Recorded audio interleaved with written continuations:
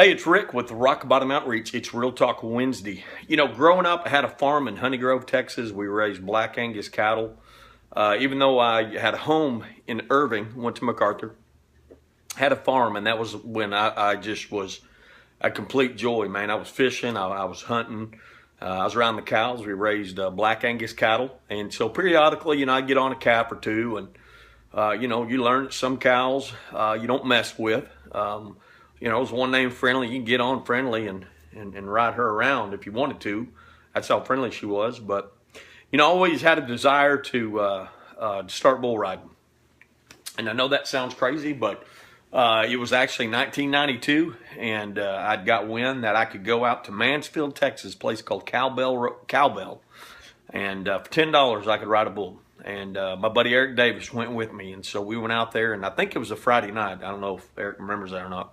He remembers it, I know. But anyway, so for $10, I paid to get on a bull. And here's my proof right here.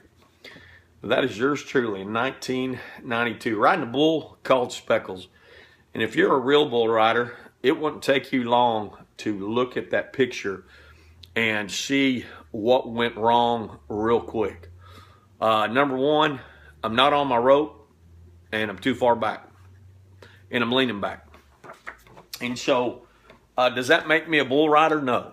But it makes me closer to a bull rider than someone that's never ridden a bull. So I could, whether my bull didn't have no horns, but it was still a bull nonetheless. So I can say, hey, have you ever ridden a bull? Yes, I've ridden a bull. And later on, actually a few more. But that was my first experience. But I'm going to give you a quick lesson on bull riding real quick. And that picture in particular is they use the term, say, to get up on your rope, stay up on your rope. And so when you get in your rope, it's important that you stay up on the rope. And as you saw here, I am as far away from my rope as you can get. You can drive a truck under there.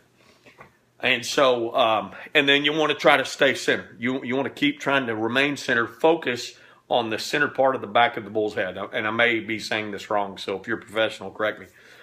But long story short, when you get out of position, it's important that you get back on your rope, you get forward, always reaching forward to the front of the bull. Okay, that's important. And so anytime you get out of position and he turns funny and you get off that rope, you got to fight to get centered again. You also can fall into what they call the well. So you get back in the well, kind of on your pockets. Man, you're in a lot of trouble. And again, what do you need to do? You need to get back on your rope, always reaching forward to the front of the bull. And it's a technique.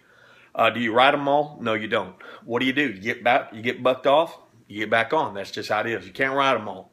We celebrate the victories, we learn from the defeats, and we keep on riding. Now, I know I sound like a seasoned bull rider, and I am not, but I am seasoned at getting bucked off and getting back on. And I'm talking about life today.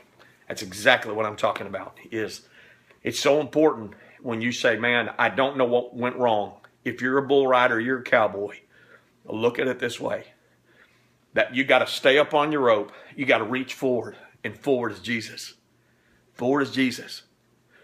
But the minute, man, you get off that rope and you get here and you get here and you lose sight of the cross, what happens? Man, you get in all sorts of trouble.